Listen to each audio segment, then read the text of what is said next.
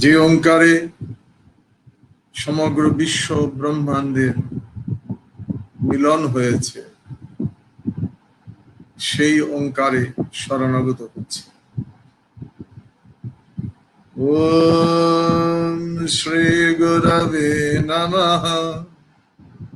ওম শ্রী গুরবে নমঃ। ওম শ্রী গুরবে নমঃ। ইহ পরকালে যিনি একমাত্র পথপ্রদর্শক, সেই গুরুকে আমার শ্রদ্ধাপূর্বক নাম নিবেদন। যারা আমার এই দিন ভাষণ শুনছেন, তাদের সকলকে শ্রী গুরু সাক্ষাৎ বিগ্রহ জ্ঞানে আমি শ্রদ্ধাপূর্বক নাম এবং জয় গুরু নিবেদন করছি। অখণ্ড দর্শন মানে সকলের দর্শন। যে দর্শনে সকল কল্যাণময় আদর্শের মিলন ঘটেছে, সেই দর্শনই অখণ্ড দর্শন।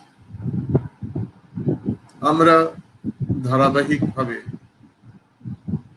এই সুমহান মিলন তত্ত্বের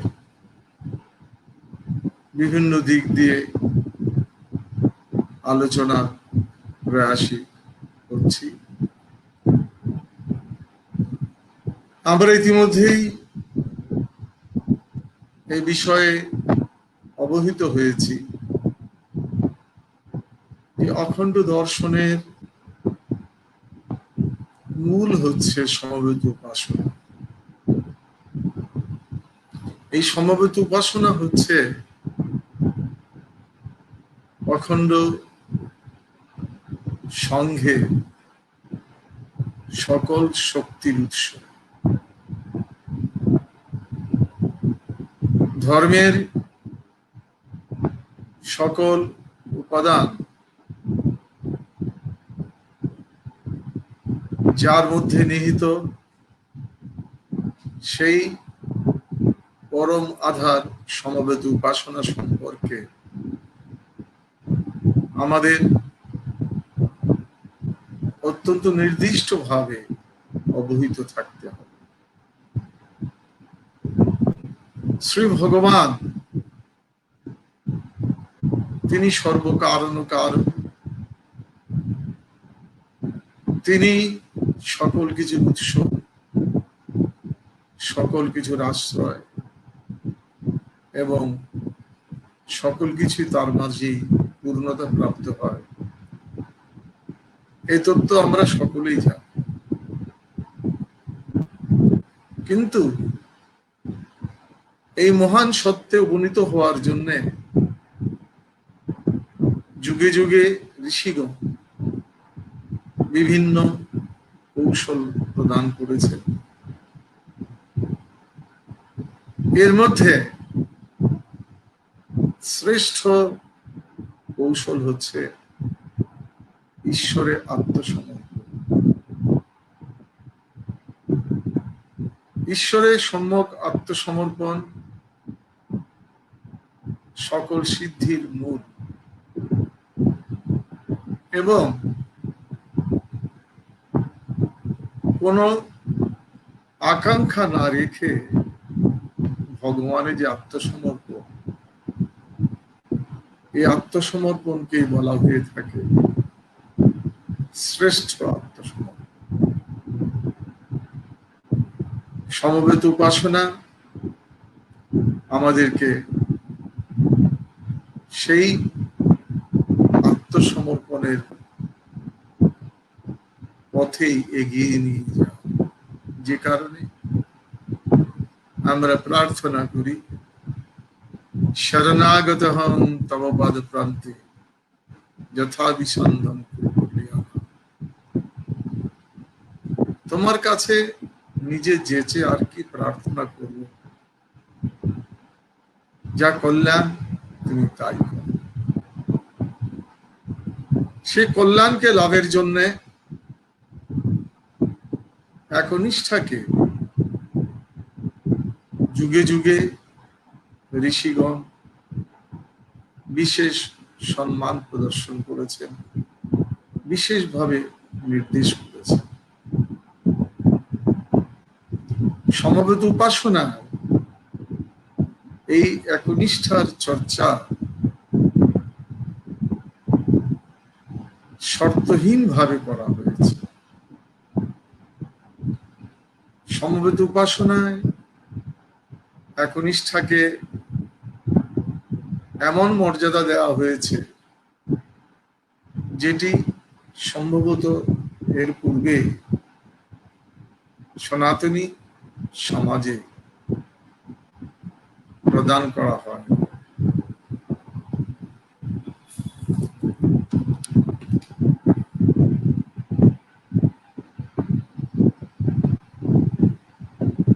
সমবেত উপাসনায় আমরা যে আরাধনা করে থাকি, ডিস্টার্ব করছে,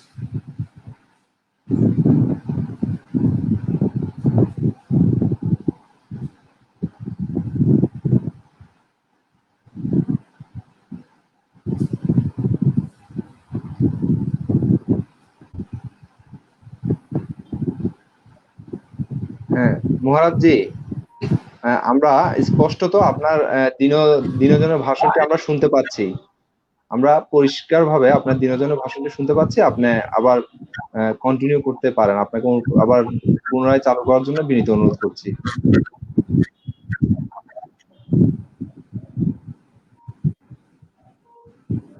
আমরা সমবেত উপাসনায় সনাতন ধর্মের শ্রেষ্ঠ সাধন পথ অনুশীলনের সুযোগ লাভ। শ্রীমদ্ ভগবত গীতা শ্রী ভগবান তাকে পাওয়ার জন্য যে পথ নির্দেশ করেছে, সেখানে তিনি বলেছেন মন্মনাভ মদ ভক্ত মদ জাজি মাম নমস্কুরু। এই একনিষ্ঠার কথা। সমবেত উপাসনাতেও আমরা যে পূজার বিগ্রহ দেখি, সর্ব সময়ে সমবেত উপাসনায় পূজার বিগ্রহ থাকেন একজন, তিনি হচ্ছেন ওঙ্কার। যে কারণেই সমবেত উপাসনা হোক, যে তিথিতেই ঈশ্বরের আরাধনা হোক, সর্বাবস্থায় সমবেত উপাসনা পূজার আসনে থাকেন একমাত্র ওঙ্কার।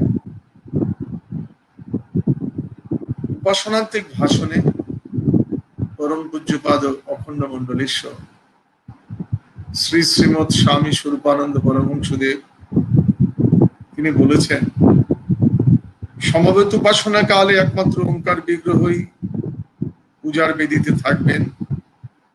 কেননা ওঙ্কার সর্বমন্ত্রের প্রাণ, সর্বমন্ত্রের সমন্বয় এবং সর্বতত্ত্বের স্বীকৃতি। এই একটি মন্ত্রের মধ্যে বিশ্বের সমস্ত মন্ত্র বিরাজিত, সমস্ত তত্ত্ব স্বীকৃত।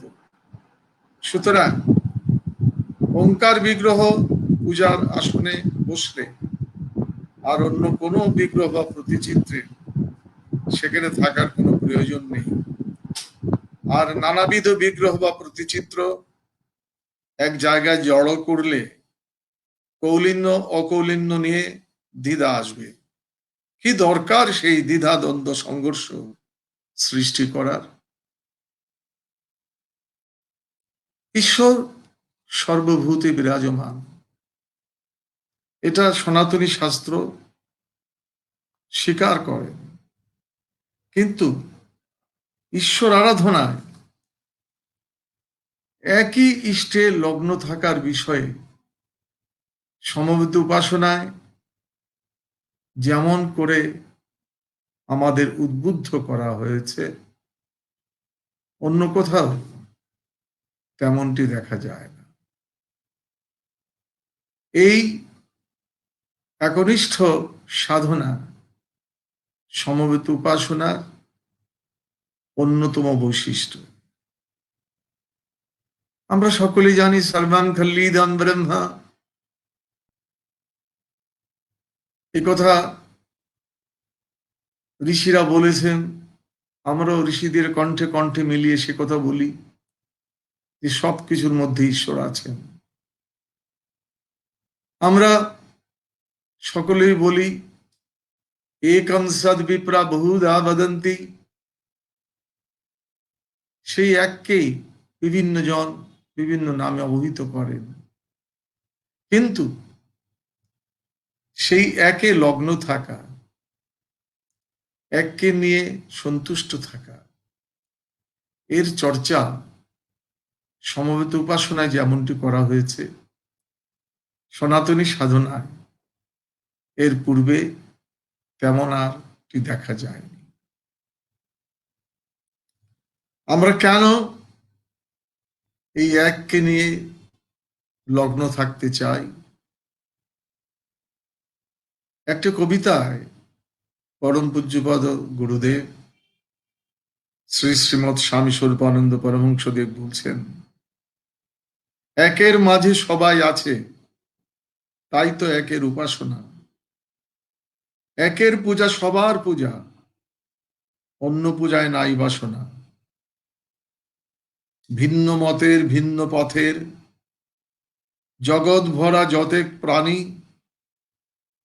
একের মন্ত্রে পেলাম খুঁজে তাদের সবার মুক্তিবাণী। তাই তো সবাই সঙ্গে নিয়ে আমার পুণ্য আরাধনা, কতই দুঃখ বিশ্ব ভরে সবার পূর্ণ মুক্তি তরে। শাশ্বত নাদ নূতন হয়ে মূর্ত হলো এই সাধনা। এই সমবেত উপাসনা, এই যে এককে নিয়ে লগ্ন থাকা, এইটি সমগ্র সনাতনী সাধনার ইতিহাসে একটি অনন্য ঘটনা। সর্বকারণে সর্বতিথিতে সকল উদ্যোগে একেরই আরাধনা করা হচ্ছে, এমনটি এর পূর্বে দেখা যায়নি। আমরা শুনেছি সবই এক, এবং সেই একের বর্ণনা ঋষিগণ বহুভাবে প্রদান করেছেন। কঠোপনিষদে যম নচিকেতা সংবাদে নচিকেতার প্রশ্নের উত্তরে আচার্য যম তিনি বলেছিলেন, সর্ববেদা ইয়ৎ পদম আমনন্তি তপাংসি সর্বাণি চ ইয়ৎ বদন্তি ইয়দিচ্ছন্তু ব্রহ্মচর্যম চরন্তি তদ্দেব ন সংগ্রহণ ব্রুবীমি ওম ইতি তৎ তৎ। যাকে সকল শাস্ত্র গুণকীর্তন করে, যাকে বিভিন্ন ভাবে পূজা করা হচ্ছে, যাকে পাওয়ার জন্য জ্যোতিগণ কঠোর ব্রহ্মচর্য ব্রত পালন করেন, সেই পথকে পাওয়ার একমাত্র পথ হচ্ছেন এই ওঙ্কার। শ্রীমদ্ ভগবদ গীতায়ও শ্রী ভগবান বলেছেন, প্রণব সর্ববেদেষু। এই প্রণবের গুণগান সনাতনী শাস্ত্রের বিভিন্ন স্থানে আমরা পেয়ে থাকি, কিন্তু এই ওঙ্কারের আরাধনার মাধ্যমে তার অনুশীলনের ব্যবস্থা সমবেত উপাসনায় যেভাবে করা হয়েছে এমনটি এর পূর্বে আর করা হয়নি। অনুশীলন এমন একটি জিনিস যা বিশ্বাসকে দৃঢ় করে। অনুশীলন ব্যতীত বিশ্বাস দৃঢ় থাকতে পারে না। ওঙ্কারের কথা বিভিন্নভাবে বলা হয়েছে, একের কথা বিভিন্নভাবে বলা হয়েছে, কিন্তু এই সমবেত উপাসনায় যেভাবে একের অনুশীলনের ব্যবস্থা আচার্য বরিষ্ঠ শ্রী শ্রীমৎ স্বামী স্বরূপানন্দ পরমহংসদেব করেছেন, এমনটি এর আগে আর দেখা যায়। অথচ তিনি অত্যন্ত উদার। তিনি সর্বমত সর্বপথের প্রতি সমান সম্মান প্রদর্শন করেছেন। শ্রীমদ্ ভগবত গীতায় শ্রী ভগবান বলেছেন, দেবান দেবয়ো যো জানতি মদ ভক্তা জানতি মামপি। যারা দেবতার আরাধনা করে তারা সকলে দেবলোক প্রাপ্ত হবে এবং ক্ষীণা পুণ্যে মর্তলোকে বিশন্তি। সেই দেবলোকের পুণ্য ভোগের পরে আবার এই পৃথিবীতে তাদের পুনরাগমন হবে। কিন্তু আচার্য বরিষ্ঠ শ্রী শ্রীমৎ স্বামী স্বরূপানন্দ পরমহংসদেব উদারতার ক্ষেত্রে যেন আরেকটি ধাপ এগিয়ে গেলেন। তিনি বলছেন, সবকিছুর মাঝেই ওঙ্কার আছে, সব মন্ত্রের মাঝেই ওঙ্কার আছে। যে কোনো মন্ত্র একনিষ্ঠ সহকারে যদি কেউ আরাধনা করে, ধীরে ধীরে তার সাধনা ওঙ্কারে পর্যবসিত হবে এবং ব্রহ্মসাগরে সে মিলিত হবে। যেখানে দেবান দেবায়ো যো জানতি, দেবতার আরাধনা করলে দেবলোকে যাবে, আর আমার আরাধনা করলে আমাতে আসবে। এই সিদ্ধান্ত শ্রীমদ্ ভগবত গীতায় প্রদান করা হয়েছে।